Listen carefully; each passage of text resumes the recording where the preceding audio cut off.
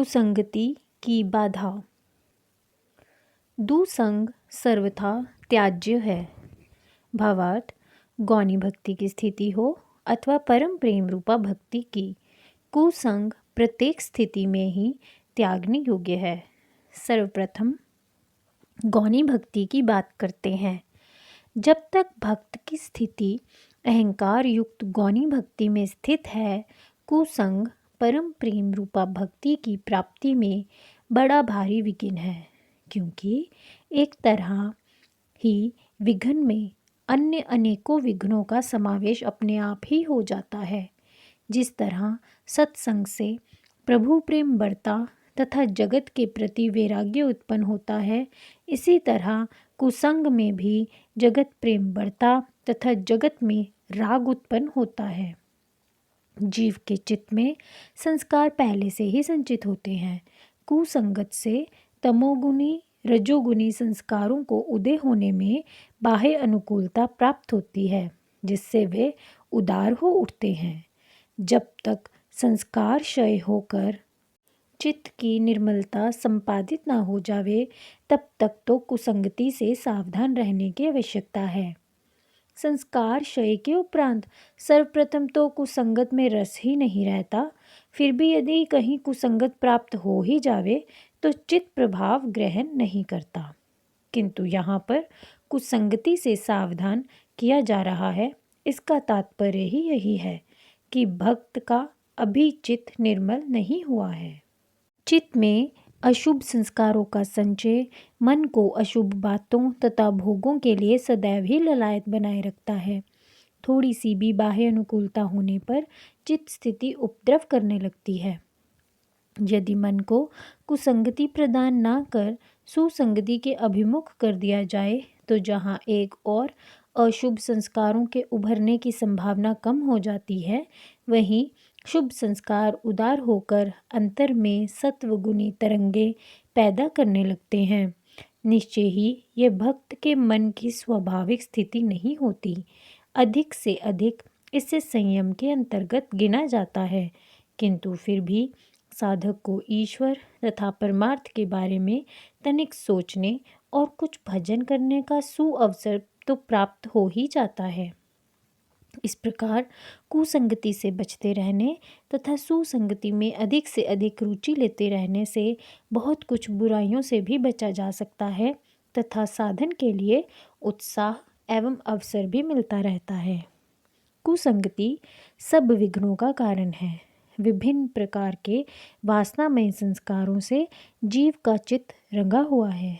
किसी विशेष प्रकार की कुसंगति से विशेष प्रकार का संस्कार उभरता है, तो अशुभ संस्कारों के उभरने का तांता लग जाता है, क्योंकि तब तम रज अंतर में प्रभावी होते जाते हैं। वृत्ति जगदाभिमुखी तथा वासनामय बनती जाती है। भांति भांति के संस्कार उभरते तथा जीव को भोगों की ओर प्रवृत्त करने लगते हैं। यदि जीव अपने आप को कुसंगति से बचाकर रख पाने की सावधानी बरतता रहे, तो कई उपद्रवों तथा समस्याओं से अपने आप को बचाकर रख सकता है। अब प्रश्न यह है कि चित्त में अशुभ संस्कार तो हैं ही, कभी ना कभी तो वे उदार होंगे ही तथा चित्त को विषय अभिमुखी प्रेरित करेंगे ही। उनके क्षय का क्या मार्ग है? कुसंगति का मार्ग यदि जीव बंद कर देता है तथा सुसंगति के मार्ग पर चलता है, तो अशुभ संस्कार तो रखे ही रहेंगे। सदा चित्त में रखे ही तो रह नहीं सकते, उनका क्या? कुसंग के त्याग का लक्ष्य केवल तमरज के संस्कारों को उदय होने से रोकना है, पूर्व संचित संस्कारों को क्षीण करना नहीं। इसीलिए शंका निर्मूल है। यह कार्य साधना या निष्काम कर्म योग के अभ्यास का है कि वह इस प्रकार के कर्म करे कि संस्कार क्षय भी हो जाएं तथा संस्कार संचय भी ना हो। या फिर परम प्रेम रूपा भक्ति की प्राप्ति के पश्चात जब स्वाभाविक भक्ति साधना घटित होती है, तो सभी संस्कार स्वतः सिद्ध साधन में अनायास ही क्रियाओं का रूप धारण कर क्षीण हो जाते हैं। तब तक भक्त का यही प्रयत्न होना चाहिए कि इन संस्कारों को यथासंभव प्रसुप्त अवस्था में ही पड़ा रहने दें, ताकि ना वह चित्त को चंचल बना पाए, ना ही और अधिक संस्कार संचय कर पाए। इसके लिए भक्त को कुसंग का त्याग तथा सत्संग का अधिक से अधिक आश्रय लेने का प्रयत्न एक मार्ग है। जागृति के पश्चात भी दीर्घ काल तक, जब तक कि बाह्य किसी भी प्रकार के प्रभाव को ग्रहण ना करने की स्थिति ना आ जाए, कुसंग से सावधान बने रहने की आवश्यकता है। भक्ति शक्ति की जागृति के साथ ही तत्काल चित्त निर्मल नहीं बन जाता। संस्कार वैसे ही अंतर में विद्यमान रहते हैं, जिससे वृत्तियाँ, मन तथा बुद्धि सभी बाह्य अभिमुखी होते हैं। केवल साधन समय ही मन दृष्टा भाव धारण कर अंतर्मुखी होता है। साधनोत्तर समय में जब मन, इंद्रियां इत्यादि बहिर्मुखी होती हैं, कुसंग भी संभव होता है, जिसका प्रभाव चित्त पर पड़ने की तथा उसे ग्रहण कर लेने की पूरी संभावना है। अभी चित्त की संतुलित अवस्था बन जाने तक यह सावधानी रखनी पड़ती है। तब कुसंग का प्रभाव ग्रहण करने वाला चित्त तथा संस्कार रहता ही नहीं, तथा ना ही उस समय इसमें किसी प्रकार की रुचि ही रहती है। किंतु यह अवस्था बहुत बाद में आती है। जागृति के पश्चात समर्पण युक्त साधन एवं कुसंग से सावधानी की आवश्यकता काफ़ी देर तक बनी रहती है। वैसे तो कुसंग सभी के लिए हानिकर है, किंतु भगवत प्रेमी भक्तों को इससे विशेष रूप में सावधान रहने की आवश्यकता है, क्योंकि यह उनके साधन क्रम को ही विखंडित कर सकता है। प्रेमी भक्त नरक का वास स्वीकार कर सकता है, परंतु विषय अभिमुखी संग का नहीं, क्योंकि वह कुसंग यानी काम, क्रोध, मोह, स्मृति भ्रंश, बुद्धिनाश एवं सर्वनाश का कारण है। भावार्थ, कुसंग के लिए यह आवश्यक नहीं कि विषय का स्वरूप से ही संग किया जाए। केवल विषय का चिंतन करने से भी उसके साथ संग हो जाता है। इसका चिंतन का कारण आंतरिक चित्त स्थिति होता है। उसके कारण जीव विषय या व्यक्ति विशेष के प्रत्यक्ष अभाव में भी उसका चिंतन या ध्यान करता रहता है। जिससे मोह होता है उसका मोह युक्त, तथा जिसके साथ द्वेष होता है उसका द्वेष युक्त ध्यान करता है। राग तथा द्वेष दोनों संग अथवा आसक्ति के ही दो रूप हैं। संग का अर्थ है विशेष विषय के साथ जुड़ जाना, युक्त हो जाना। यह योग राग मूलक भी हो सकता है तथा द्वेष मूलक भी। इस प्रकार मूर्त तथा अमूर्त दो प्रकार का ध्यान कहा जा सकता है। मूर्त ध्यान में विषय अथवा व्यक्ति प्रत्यक्ष रूप में अभिमुख होता है, किंतु अमूर्त ध्यान विषय के प्रत्यक्ष अभाव में केवल उसका आंतरिक चिंतन या ध्यान ही होता है। किसी भी प्रकार का ध्यान हो, संग तो हो ही जाता है। यह संग केवल मानसिक अदृश्य होता है, जिसमें जीव यदि एक बार बंध जाता है तो उससे मुक्त कठिन हो जाता है। वास्तव में जगत विषयों के ध्यान के बीज चित्त में प्रसुप्त अवस्था में विद्यमान रहते हैं, जो या तो बाह्य जगत में तत्संबंधी विषय अभिमुख होते ही प्रसुप्त बीज को उदार बनाकर चित्त में स्मृति रूप से तरंगित हो जाते हैं, अथवा कई बार अपने आप भी जागृत हो जाते हैं। साधन की अवस्था में ऐसा प्राय होता है। जो बातें व्यवहार समय में कभी ध्यान में भी नहीं आती, वह साधना अवस्था में ऐसी उठ खड़ी होती हैं कि पीछा ही नहीं छोड़ती। नारद जी के कथन अनुसार कुसंग काम, क्रोध, मोह, स्मृति भ्रंश, बुद्धिनाश तथा सर्वनाश का कारण है।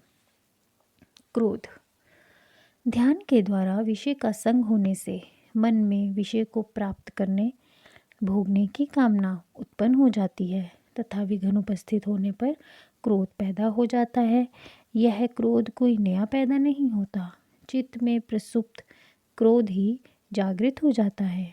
यह तत्काल तो जीव के शरीर तथा मन को जलाता ही है, और भी पुष्ट होकर विच्छिन्न अवस्था में लौटता है। कई बार बार क्रोध करते रहने से क्रोध बलवान होता जाता है। जब जीव प्रबल क्रोध की पकड़ में होता है तो अपने आप को भूल जाता है। उसे कौन, क्या, कैसा, किस जगह का भी ध्यान नहीं रहता, बस साक्षात क्रोध रूप ही हो जाता है। इसका मूल कारण संग ही है जो प्रसुप्तावस्था से क्रोध को उदार बना देता है। काम। काम का अर्थ है कामना। कामना ही सब विकारों की जड़ है। यह भी चित्त में पड़ी आराम फरमाती रहती है। धन की, यश की, स्त्री की, अधिकारी सुख सुविधाओं की इत्यादि कई कामनाओं के रूप हैं। जब जैसा विषय या परिस्थिति सामने होती है उसका ध्यान तथा संग होते ही वैसी कामना संस्कार आशय से बाहर निकल आ जाती है। कामना के उदय होते ही सारी सेना क्रोध, लोभ, मोह इत्यादि भी प्रकट हो जाते हैं, अंतःकरण पर आक्रमण कर देते हैं। बेचारा जीव किस किस का सामना करे। ना संग हो तथा ना ही प्रसुप्त कामना उदार हो तथा ना ही अन्य विकार प्रकट हो। मोह। अहंकार की उपज है मोह। पहले चित्त में अहम भाव उदय होता है, तत्पश्चात मेरा तेरा रूपी मोह। मोह भी ना जाने कब से चित्त में डेरा जमाए पड़ा है। थोड़ा सा भी संग का सहारा प्राप्त होते ही उदार बन बैठता है तथा मेरे तेरे की माला फेरने लगता है। मेरा परिवार, मेरा शरीर, मेरा धन, मेरा कर्तव्य अकर्तव्य इत्यादि। जीव ऐसे मेरे तेरे के फेर में उलझ जाता है कि मार्ग ही भटक जाता है। बस फिर तो सब कुछ भूलकर मोह रूप ही बना घूमता है। स्मृति भ्रंश अर्थात स्मृति का भ्रमित हो जाना। बहिर्मुखी लक्ष्य, विषय चिंतन तथा ध्यान से उदित संग दोष स्मृति को भ्रमित कर देता है। आत्मविस्मृति तो हो ही जाती है, जगत व्यवहार में भी परमार्थ पथ से भटक कर कर्म के औचित्य अनौचित्य तथा कर्तव्य अकर्तव्य की दुविधा रूपी नदी में भी प्रवाहित बना रहता है। उसकी स्मरण शक्ति ऐसी कुंठित हो जाती है कि शास्त्र ज्ञान एवं संत उपदेश समय पर स्मरण ही नहीं आते। जब समय निकल जाता है तो स्मरण आने पर पछताता है। उसकी वृत्ति प्रवाह जगत विषयों की दिशा में ही बहता रहता है। यह सभी संग के कारण ही होता है। बुद्धिनाश अर्थात मनुष्य विवेक शून्य हो जाता है।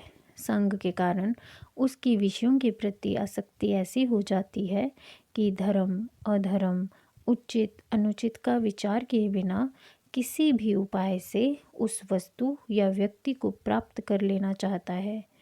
उसकी बुद्धि में मूढ़ता आ जाती है। उसका जीवन विषय रूप ही होकर रह जाता है। सर्वनाश इस बात की सहज ही कल्पना की जा सकती है कि जिस मनुष्य में क्रोध, कामना तथा मोह का साम्राज्य है उसकी स्मृति भ्रमित हो चुकी है, बुद्धि का नाश हो चुका है। उसके जीवन में शेष क्या बच जाता है? वह जीवित अवस्था में ही मृतक के समान हो जाता है अथवा मनुष्य शरीर में पशु तुल्य हो जाता है। निष्कर्ष भक्त के लिए कर्तव्य है वह अपने आप को अनावश्यक विषयों के चिंतन तथा ध्यान से बचाकर रखें। इस प्रकार ना उसके विषय अभिमुखी संस्कार उदय होकर उदारता ग्रहण करेंगे, ना अंकुरित होंगे, ना भविष्य में संस्कार संचय करेंगे। पर चित्त में प्रसुप्त अवस्था में ही योग अग्नि या ज्ञान अग्नि से अथवा परम प्रेम की भीषण अग्नि में अंदर ही जलकर भस्म हो जाएंगे। इस उपदेश के पीछे नारद जी का क्या क्या अनुभव होगा, कितनी ठोकरें खा खा कर वह संभले होंगे, तभी लोकहित में वह इस प्रकार की बात लिख सके। यह यानी काम क्रोध मोह आदि पहले तरंग की तरह आकर संग से समुंदर की भांति हो जाते हैं। भावार्थ सामान्यतः मनुष्य चित्त में काम क्रोध मोह आदि की मन में उठने वाली तरंगों की उपेक्षा कर देता है। मैं तो बड़ा वैराग्य त्यागी हूँ, इंद्रियों पर मुझे पूरा पूरा संयम प्राप्त है, विकारों की छोटी छोटी तरंगें मेरा क्या बिगाड़ सकती हैं। पर धीरे धीरे यही तरंग विशाल आकार ग्रहण करने लगती हैं तथा बड़ी बड़ी लहरों का रूप लेती चली जाती हैं। तब मनुष्य सोचता है कि एक बार आमुख विषय का भोग कर लिया जाए, फिर उसे त्याग दिया जाएगा। फिर तो वह छोटी सी मन में उदय होने वाली तरंग मात्र तरंग ही नहीं रहे, बल्कि विशाल और अनंत सागर का आकार ले लेती है। जीव विषय रूपी सागर में गहरे ही गहरे उतरता चला जाता है। आरंभ में तो वह अपने आप को बचाने का कुछ प्रयत्न भी करता है, कई बार विषय भोग की उपेक्षा भी करता है, किंतु वासनाओं की तरंगे एक के पश्चात एक, कभी छोटी छोटी तो कभी बहुत बड़ी उठती ही रहती हैं। मनुष्य उन तरंगों में भीगता रहता है, विषय भोग में बढ़ता रहता है। इसी तरह उसकी जीवन लीला विषयों में ही समाप्त हो जाती है। मनुष्य शरीर जैसा अमूल्य रत्न वृथा ही बिना किसी प्रयोजन को सिद्ध किए नष्ट हो जाता है। जिस प्रकार दबी हुई एक चिंगारी भी एक समय भीषण अग्नि का रूप धारण करके सारे जंगल को स्वाहा कर देती है, इसी प्रकार प्रसुप्त अवस्था में चित्त में पड़ी तनिक सी भी वासना पहले एक छोटी सी तरंग में उदय होती है, फिर सारे चित्त पर अपना पूर्ण अधिकार जमा लेती है। तब बेचारा जीव उसके इशारों पर उसकी इच्छा के अनुसार नाचने में विवश हो जाता है। अधिकांश लोग वासना के इस खेल को समझ ही नहीं पाते तथा उसे तृप्त करने के लिए नाचते रहते हैं। जो समझते हैं वह भी वासना की प्रबलता के कारण उसका प्रतिरोध नहीं कर पाते। इसीलिए प्रेमी भक्त को इस दिशा में बड़ा सावधान रहने की आवश्यकता है। जब वासना के उभार के साथ चित्त में एक हल्की सी तरंग उठती है, तो सर्वप्रथम उसके चिंतन या ध्यान की प्रक्रिया आरंभ होती है। प्रेमी भक्त को उसी समय अपने विवेक का सहारा लेकर या प्रभु प्रेम के भाव को अत्यंत सशक्त रूप प्रदान कर आरंभ में ही विशाल समुद्र का रूप धारण करने से पूर्व ही रोक देना चाहिए। अन्यथा यदि उस तरंग को चिंतन रूपी कुसंग प्राप्त हो गया तो उसका सामना करना कठिन हो जाएगा। यदि एक बार प्रारंभिक तरंग विशालता धारण कर लेती है तो चित्त में सर्वत्र उसी का तांडव घटित होता रहता है। फिर ना विवेक उस चित्त में स्थान बना पाता है, ना प्रभु प्रेम का पवित्र भाव ही उदय हो पाता है। फिर तो वासना ही वासना, विकार ही विकार चित्त में दिखाई देते हैं। चित्त दूषित होता चला आता है। तब सर्वनाश को कोई नहीं रोक सकता। जगत विषयों के प्रत्यक्ष संग से भी सावधान पूर्वक बचते रहना ही प्रेमी भक्त के हित में है।